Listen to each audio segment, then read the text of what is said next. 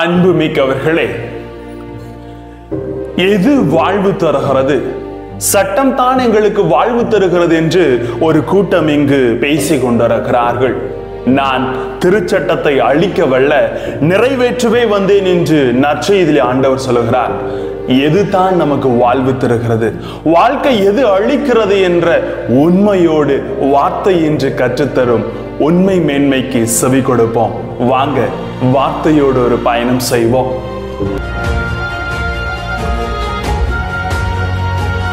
Praise the Lord. இயேசுவுக்கே புகழ், இயேசுவுக்கே நன்றி. இயேசுவில் அன்புமிக்கவர்களே, இறைவனின் அருளும் ஆசீரும் உங்களோடும் உங்கள் குடும்பத்தோடும் தங்க உங்களை நான் வாழ்த்துகிறேன்.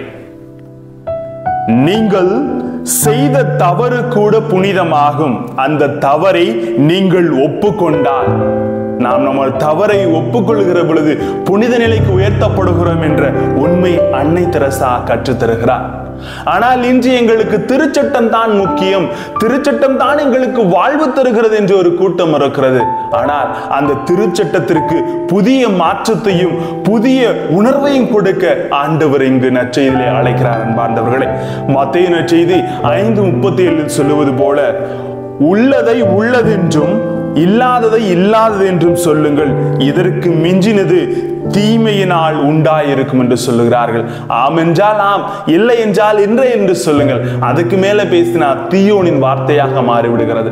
ஆனால் இன்று தீயோனின் வார்த்தைகளாக கொண்டு சட்டங்கள் தான் எங்களுக்கு வாழ்க்கை அளிக்கிறது, சட்டம் தான் முக்கியம், தோரா இந்த 5 புத்தகம் தான் எங்களுக்கு முக்கியம் என்று ஒரு கூட்டம் பேசிக் கொண்டிருக்கிறார்கள். அன்பார்ந்தவர்களே, ஆனால் நமக்குள் இல்லாத ஒன்றை நம்மிடம் இருப்பது போல நாம் காட்டிக்கொள்ளும் பொழுது, நாம் நமது உள்ளத்தில் காணப்பட வேண்டிய உண்மையான மனசாட்சிக்காக வாழாமல் நமது மதிப்பு மரியாதைக்காக வாழ ஆரம்பித்து விடுகிறோம். ஆமாங்க, இதைத்தான் இந்த அறிஞர்கள் செய்கிறார்கள். சட்டம் கட்டளை, சட்டம் சட்டம் என்று ஓடி சென்று இவர்கள் தங்கள் சுயமரியாதையை காத்துக் கொள்வதற்காக உண்மை உணர்வை விட்டு சென்ற மனிதர்களாக இருக்கிறார்கள். சட்டம் தான் வாழ்வு தருகிறது, சட்டம் தான் எங்களுக்கு வாழ்க்கையில் முக்கியம் என்று இவர்கள் போராடுகிறார்கள். அன்பார்ந்தவர்களே, திருச்சட்டத்தை அழிக்கவல்ல, நிறைவேற்றவே வந்தேன் என்று இயேசு கூறுகிறார். சிறு சட்டத்தை உருவாக்கினரும் நிறைவேற்றுபவரும் அவரே. ஆம், சட்டங்கள் கட்டளைகள் என்பதெல்லாம் யூதர்களுக்கு மிக முக்கியமாக காணப்பட்டது. கட்டளைகள் கடவுள் கொடுத்தவை, சட்டங்கள் மோசே கொடுத்தவை. ஆனால் யூதர்கள் வெறும் சட்டங்கள் மட்டுமே நமக்கு வாழ்வு தருவது என்று எண்ணிக்கொள்ளுகிறார்கள். அதை கடந்து மனித நேயமும் இறையன்பு விளிம்பியங்கள் தான் நமக்கு வாழ்வளிக்கிறது என்று சொல்லுகிறார் ஆண்டவர் இயேசு.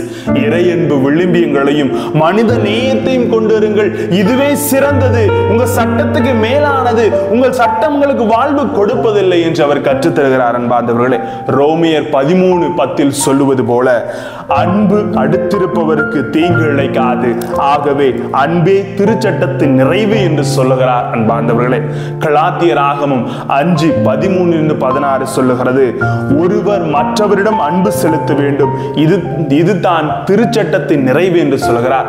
அன்பு தாங்க சட்டத்தில் மேன்மை மிக்கதாக இருக்கிறது. எனவே சட்டம் வாழ்வு தருவதில்லை. எனவே மனித நேயமும் இறையன்பும் அன்புள்ளம் கொண்ட உணர்வு தான் ஒரு மனிதனுக்கு வாழ்வு கொடுக்கிறது. அதை அறிந்து கொண்டால் போதும், வாழ்க்கையிலே உயர்ந்து விடுவோம். சட்டங்கள் நம்மை ஒரு பண்படுத்துவதற்கும் நம்மை நேர்வழியில் நடத்துவதற்கும் தான். ஆனால் சட்டமே வாழ்வு என்று நிலைத்திருந்தால் அது நமக்கு வாழ்வை அளிப்பதில்லை. எனவே அன்பு தான் சட்டத்தின் நிறைவு என்று ஆண்டவர் சொல்கிறார். அதை உணர்ந்து வாழ்வோம். ஆம் அன்புக்குரியவர்களே, குடும்பத்தில் அன்புணர்வோடு ஒருவர் மற்றவரை நேசித்து அன்போடு வாழுங்கள். இறையாசிர் என்றென்றும் உங்களோடு. ஜெபிப்போமா? அன்பு இறைவா, உமது அன்பு செயல்தான் சிறு சட்டத்தின் நிறைவு என்பதை நாங்கள் உணர்ந்து கொண்டு ஒருவர் மற்றவரை நேசித்து உமது மனித நேயமும் இறையன்பும் எங்களில் வளர எங்களோடு தங்கும் ஆண்டவரே. Praise the Lord.